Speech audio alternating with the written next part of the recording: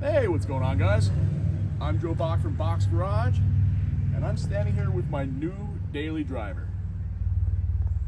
You guys might be wondering what happened to the Super Duty, and I'll get to that after I run you through what we've been doing with this and where the Super Duty went.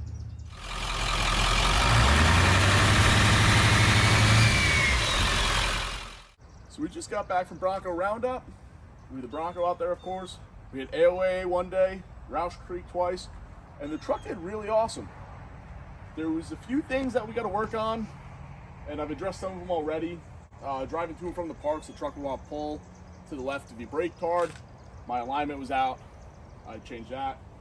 One of my fans is bad up here. Is this ground wire shorted? No.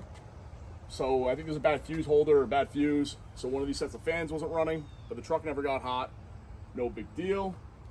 What else did we have? We have a little bit of rubbing on the leaf springs, so I have to adjust the bumps that I put in. My dad helped me out, and we machined some nuts to go on the bumps as stoppers, so we can get those adjusted to where we need them to be. And that pretty much sums up the issues we had at Bronco Roundup. Now for the issues with the Super Duty and why the Bronco was promoted to daily driver. I was going to do a video on that, on the truck, do like a 70,000 mile review. It's at like 67,000 miles right now. And I started getting a real weird shift, super harsh engagement in drive and reverse. And then started like going into neutral. It felt like shifting between gears, real weird. To the point where I was getting worried about getting stranded, and it happened pretty quick. Starting to get this code, and all of a sudden, I had to go drop this thing off at a dealership. So I dropped the truck off at Ford, and it really wouldn't be a big deal. Except it's looking like it might be a couple weeks, if not possibly months, until they can look at it. And when I was dropping it off this morning, the tech said that I likely need a trans in the truck at 67,000 miles. So if that's the case, it looks like this will be my ride for a bit. That being said, today was my first day of driving this thing around. Put like 100 miles on it. I got like an hour and change commute to and from work, depending on if I take the highway or not. I got on the highway for a little bit, drove okay. But I'll run you guys through what I want to do to it, and hopefully this would be good for if I ever want to make a big road trip with the truck that it's been the kinks worked out. Starting up front, first thing I noticed today on the way back was my alternator. It looks like that's kind of burnt out. I was getting like almost 13 volts from the batteries with the truck off. Turning the truck on, I was getting like 12 and a half. So that I think officially died on my ride home today. So I'm gonna get a high output one for those ordered. Got these fans. I don't really need them for on the road. The trans fans never kick on today. Stayed below like 140 degrees, but still, be a good thing to get done. I've got mini fuses on them and mini fuse holders. I'd like to go and change them out for like the full size, so then all the fuses in the truck are the same. I got a little bit of damage here. I'll go straighten out. I hit that on a rock. Again, not a big thing. Probably go through and do a little bit more fine of an alignment. The truck tracks okay, might have a little bit of play that you're chasing like real light. So, you know, just checking the alignment won't be bad, and I could use the steering wheel to be centered. So that'll be good. Moving around back here, I think I'd like to swap my passenger and driver side leaf springs. The truck sits a little bit to the passenger side. I think that's before I had the anti-wrap bars.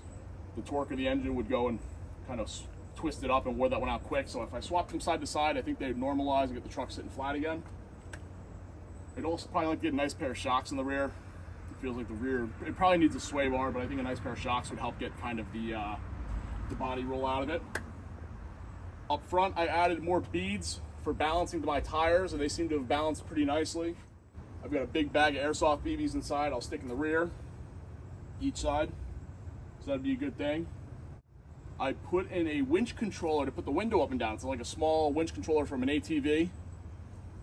Works well, except, I don't know, the winch controller itself is finicky. You have to test it a few times before it'll go up and down. So I got a replacement one from Amazon. Got to throw that in there. That'll be an easy job done. What else? I'd like to go through, grease everything. There's going to be getting that many miles on the road. It'd be good, especially for the rear drive shaft, to get some fresh grease in it.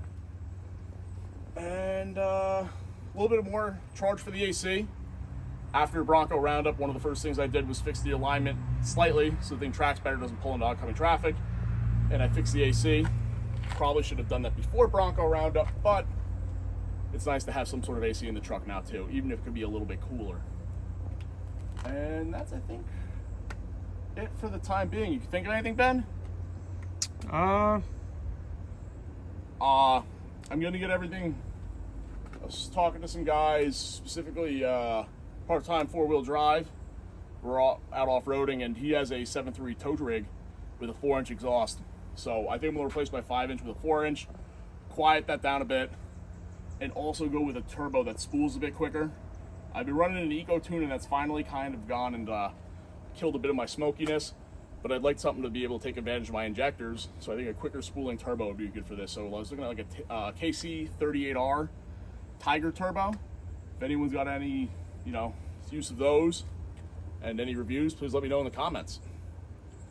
And I think the last thing I was looking at is I have a catch can under here, and I've heard that they could end up having crankcase ventilation issues. So I think I'm gonna get rid of all that crap and feed it right back to the intake, for my crankcase vent to the intake, just the way stock was. Because I don't run enough miles on the truck to really have to worry about oil getting into everything and ruining anything. So that might help with a little bit of my idling issues getting oil into the exhaust.